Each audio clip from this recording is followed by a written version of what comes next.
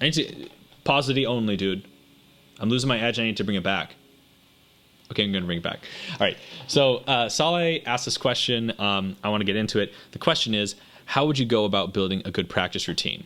Now, there's so many styles of music.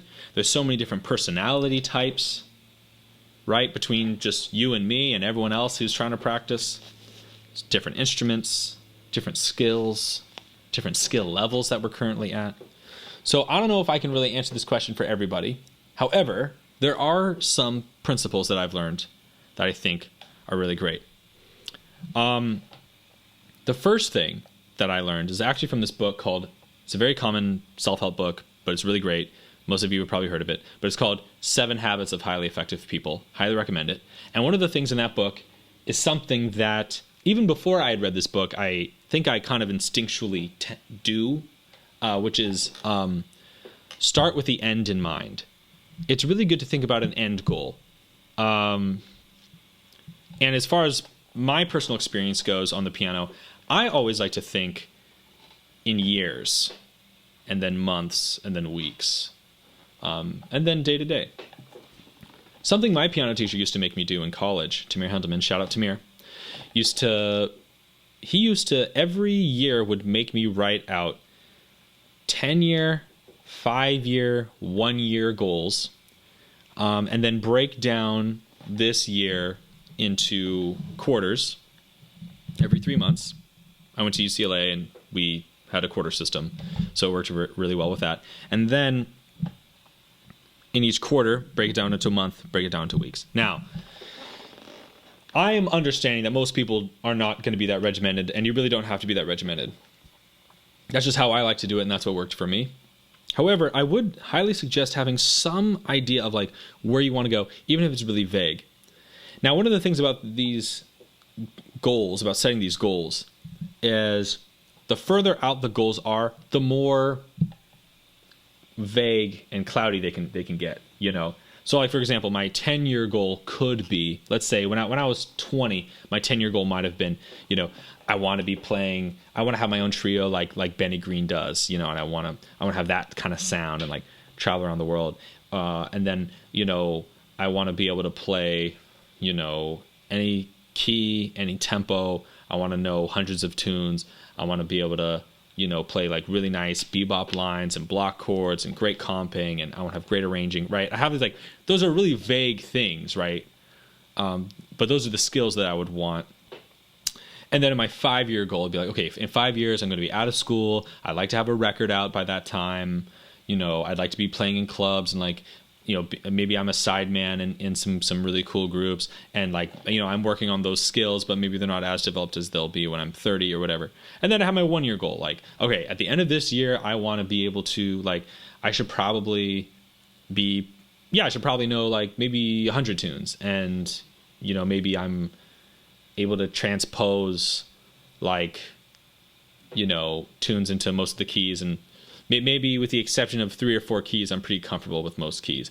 You know, I want to be better at arranging, and then I get more specific. Like, okay, this quarter, now I'm starting to get, as I zoom in, I get more and more specific. Like, you know, this quarter or this month, I want to finish this Kenny Barron transcription. I want to learn these 4 tunes. I want to make, you know, some arrangements, and I want to write some tunes or whatever. And I would like plan exactly what I'm going to do for the month. And, you know, what I used to do every quarter is I would write all this down in a syllabus for myself. Now, this is pretty crazy, but listen, I got ADD. I'm all over the place. If I say I'm going to do something today and I don't write it down and I don't plan it out, I won't even remember in 3 hours, much less tomorrow. You know, look, I'm serious about my note taking, all right? You know, I'm going through pads all the time, baby. Every day, baby. Okay? I'm serious. Pages flying all over the place. Okay? This is every day. I go through 2 or 3 of these pages every day. You know, not to mention my to-do lists. Oh, you thought it was just note-taking? How about to-do lists? Let's go. Every day I fill out a to-do list. Every day, baby. You know, I love these things work for me. Now, that being said, let me get to the next thing. So the first principle is goal setting. The second principle for me, which is kind of similar, is planning. You know, you have your goals. Now you have to write out your program. You know, for me, I'd write my fucking program. My program are, you know, every week on Sunday, I would write out what I'm going to practice for the week to hit my monthly goal, right? The first of every month, by the way, I'm writing out my plan to hit the quarter goal, and then every week I'm writing down what I should do this week to hit the monthly goal. And then every day before I go to bed, I would write down what I'm going to do tomorrow to head toward my weekly goal. And then all you got to do after that, you just got to run the fucking program. You know, now I used to write this shit down on text edit apps, but now I got these to-do lists, which my dad gave me. Now I'm gonna get into to-do lists in just a minute, but first I want to talk about keep going on the practice routine. So now that's kind of how you plan the routine. And you know what? I got some bars to share with y'all because this came from Nick Semrad today. Nick Semrad wrote this on his blog, which you guys need to check out. You guys need to check out Nick Semrad's blog. He's got a blog on YamahaSynth.com, and he writes these articles, and this is something he wrote. He wrote this. When giving lessons, I'm often asked many of the same questions. How do you reharmonize? How do you learn to play jazz? Etc., etc. These questions are useful, but only if you've already established a method for practicing that includes ways to improve incrementally, to fine-tune through repetition, and to truly absorb the new information. Not surprisingly, he says, the students of mine which have progressed the most are the ones that have figured out how to practice. Now, that to me is leading into the next thing I want to talk about. How to practice, right? Because I just talked about how to plan to practice, which is actually the most important thing in my opinion. For me, it's not practice if it's not a plan. But now, how do we get more practical about practice? What does it actually look like? So for me, I would have 4 topics every month, never more than that. That was kind of the number that I found. If I did more than 4 things, I wasn't really learning. I'd forget stuff. I would have to relearn and relearn things, and it was just kind of a mess. But if I did 4 things, it was a good enough variety to where I was improving in a lot of areas while still an effective number. And those 4 things might be, you know, learning new tunes, doing a transcription, writing an arrangement, and practicing playing in the key of B major or something, which I'm still bad at. But just for example. Within those 4 things, and by the way, I always like to pick the things that I was the worst at, right? If there was a Venn diagram of shit that I'm the worst at and shit that's really, really critical for me to know, that's what was in the middle for me at that time. You know, yeah, I would take my weaknesses and try to make them my signature thing every other month, which is, by the way, I think how I got really good at pocket playing, and I think that's one of the few things I'm very, very good at. That used to be something that I was awful at. And that's just one of those examples of things where I say, you know what, let me take the thing I'm really weak at, and I'm going to make this my signature thing. I'm going to make this so this is something that I'm known for. That's a really good way to approach practice. Then I'd have my 4 things that I want to practice, and within them, I'll write down, like, what's something I can do for each of these areas that by the end of the month I can say, yeah, I'm closer to hitting my long-term goals.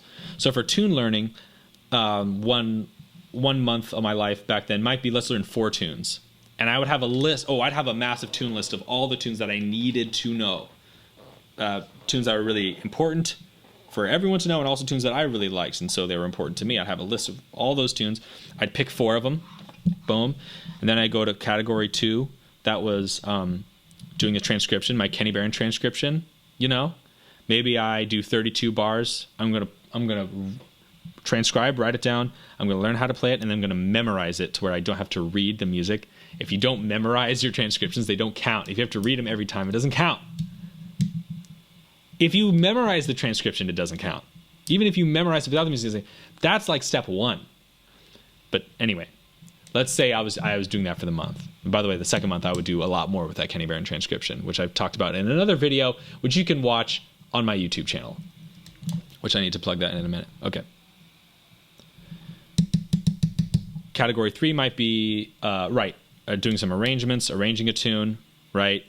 Maybe I need to arrange a tune every week this week. That's not enough. 10 arrangements in a month would be good. You know, is that a lot? No, f*** it. We're doing an hour a day in this example. F*** it. That's what I used to do. I used to do an hour for each category every day. I used to practice 4 hours a day. And then in my last category, I might do, let's see, what would be a good thing for, playing in B major. Maybe I learn how to play some blues heads in B major. And, because I like to pick a nice simple tune to do it over. And then I write like an etude for myself in the form of maybe a constructed solo, some sort of etude for me to play in B major, so I can get a little comfortable with that. So I'm not really even improvising yet. And then every day, then I break it down into weeks. What do I need to do each week? Well, okay, for Kenny Barron, I just need to do the first 8 bars this week. Right? Maybe for tune learning, I just learn 1 tune. Maybe for arranging, I arrange 3 tunes. Maybe for, whatever. And I just break it down into smaller and smaller pieces so that every day when I sit down, I'm only doing 1 fucking bar of Kenny Barron for a whole hour. Bro, seriously, dude. By the way, if you think you can't do a Kenny Barron transcription this month, and those things are hard to do, it's not for everybody. Not everyone's ready to do a Kenny Barron transcription. But if you could, but you think you can't, just remember, 1 bar a day would get you there. Just 1 bar a day. And if you spend a whole ass hour on that, that's what I used to do. Okay. And that's what practice looks like. Now, what does it actually look like when you sit down to do it? Well, man, I would do like 2 to 4 bars a day. But I would spend, so if I had 4 bars, let's say I was doing bars 1 through 4 of this Kenny Barron transcription that I already wrote down, I would spend 15 minutes on each bar, which means I would spend 5 minutes on each half note. I'd spend 5 minutes on the first half note. I would play it for 5 fucking minutes. Do you know how many times you can play a half note in 5 minutes? Yo, Blake, if you're editing this, you need to, what's it called? You need to bleep out all my censor. You need to censor all my cussing so that we don't get destroyed by the YouTube algorithm. Just kidding. But, do you know how many times you can play a half note phrase in 5 minutes? A lot. Hundreds and hundreds and hundreds of times. Then I'll do the next 5 minutes on the next half bar. On the next half bar. Then I'll spend the final 5 minutes putting that bar together. Then we go to the next 15-minute segment. By the end of the hour, I got those 4 bars perfect. I'll never have to learn them ever again. Sometimes when people learn shit, they go sort of know bar 1, sort of know bar 2, sort of know bar 3, sort of know bar 4, stumbling through bar 5, stumbling through bar 6, stumbling through bar 7, stumbling through bar 8. Then they go back to bar 1, they go oh wait, how does this go again? They didn't learn anything. There's 2 types of bad practicers. That's the first one, right? The first bad practicer is the one who's always really curious, always trying to go ahead. That's me. That's me. I'm the one who likes to go ahead. Stumble through this, stumble through that, stumble through this, stumble through that. Keep stumbling to bar 5, stumble through bar 10, stumble through bar 20, stumble through bar 25, get back to bar 1. What the fuck did we do? Okay, that's number 1. Number 2 is the addictive practicer. This practicer is actually worse, I think. I also do this too. This person plays bar 1, plays bar 2, plays bar 3, plays bar 4, and let's say this is later on. This is like they've actually learned these 4 bars. Nail bar 1, nail bar 2, nail bar 3, nail bar 4. Perfect. Get to bar 5. Oh, I don't know how that goes. Nails bar 1, nails bar 2, nails bar 3, nails bar 4. Get to bar 5. Oh, yeah, that's, I don't know. Nails bar 1. Why are you going back to bar 1? Practicing is doing the stuff you don't know yet. Playing the stuff you already know just because it feels good, that's just a dopamine hit. Right? That's not actually doing anything. Everyone is always doing one of those two things whenever they're not doing it right. They're either going ahead or they're just staying inside what they already know because it's comfortable. There are people in my family who will remain nameless who have been playing the same piece for 40 years, and every time they get to bar 9, back to bar 1. Why are you going to bar 1? You've been going to bar 1 for 40 years. You're always 5 minutes away from knowing the next bar. You're always 5 minutes away from knowing the next bar.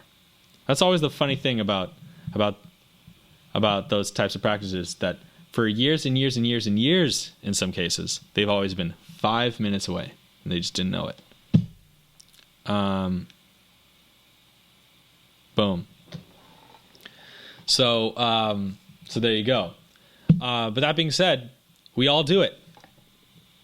We all do it. Okay, no one's perfect. No one practices perfect, but those are the main improvements that we have to make. I think that's the most important thing. Learning how to stay in the moment. You know, you set your goals, you write your program, and then you run your program, right? You write your goals, you write your program, that's planning it out, and then you run your program. And the way you run your program is the last thing I was saying. You got to go, you know, you got to be playing the right bar. All of my students, all of them don't know how to do this when they first start. You know, it's like, imagine if you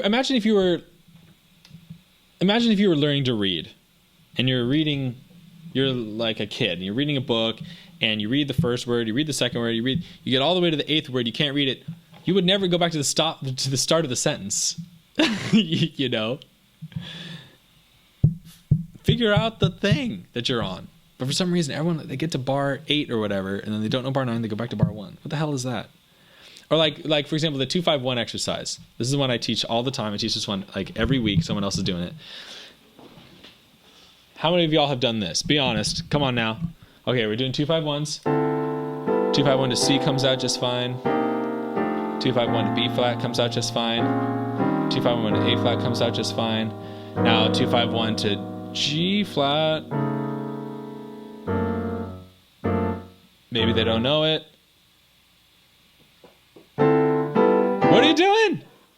Don't go back to C. That one was just fine. Practice is doing the things you don't know. We got to figure this out first. Okay, so then we practice this, right? Maybe we need to play this. Maybe we need to play this on multiple octaves. Really get used to this shape. Man, I spent 2 minutes on this. Just make sure we know the shape.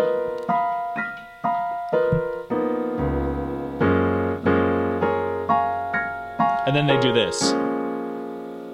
No, don't. You know what? Don't ever play that ever again. That's what I tell them. If you already know the 2-5-1 to C major and it's so perfect you could never get it wrong, don't do it. I mean, obviously you can play it someday. I'm not saying don't ever play it ever again. I just mean in the context of this exercise, start with the 2-5-1 to G flat. You should start here. You know? Yeah, they all do that. And it's an addictive behavior. It's just trying to get the shot of dopamine, but it does nothing. It does nothing to help you do that thing. You know what you need to do to get good at this? If you want to get good at this, do you know what you need to do? This. This. Doing this doesn't help you do this in the same way that, you know, practicing your multiplications also will not help you with this. This will help you with this. So do this. You know? That's practice. So that's the last thing I'll say. I think a lot of people struggle with that. I struggle with that myself. So even I don't want to make it sound like I'm like ranting at people. Like, no, this is self-imposed as well. Okay.